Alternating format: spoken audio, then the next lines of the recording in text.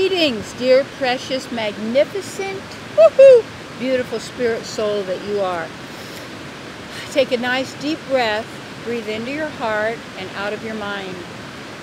Now, my topic, be careful what you tell others. See, here's one of the things.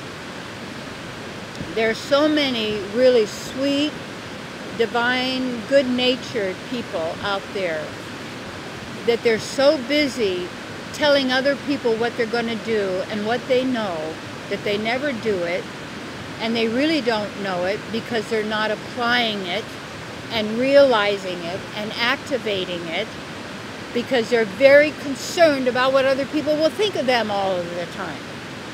I want you to know that people probably hate you. Some like you, some don't like you. They like you today, they don't like you tomorrow. They're envious, jealous.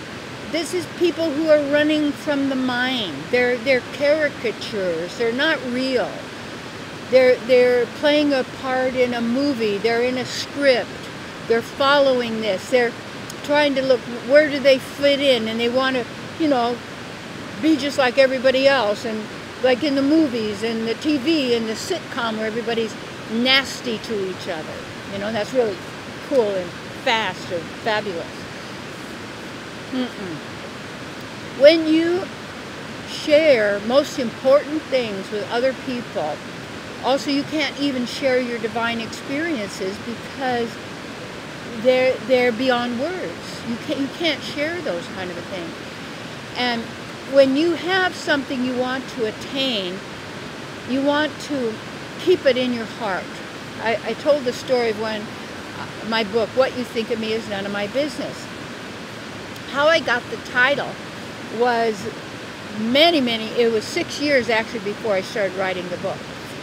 And I was teaching a class in Whittier at a YMCA in those days, and this woman shared that her psychiatrist said something about, well, don't let what other people are thinking of you isn't your business. And I went, oh, that's interesting.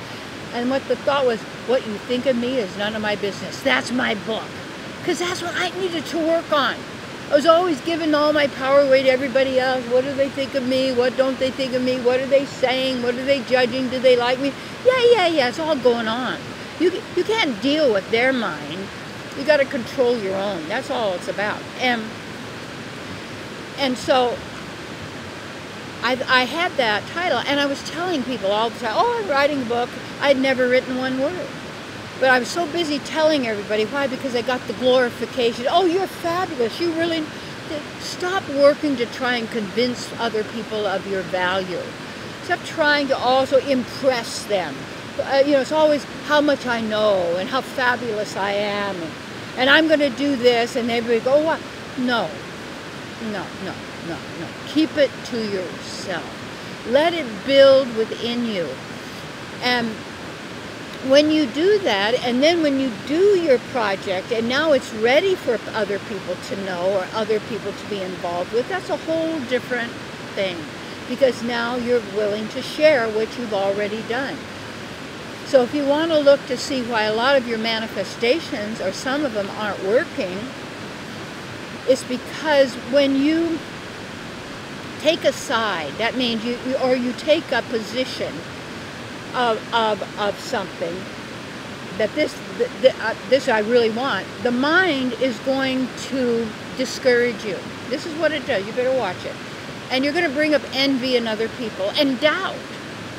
See, it's like one of the things I love that people say, well, gosh, Terry, when I study with you and I counsel with you and work with it, you've already done all these things, so you know what I'm talking about. Absolutely.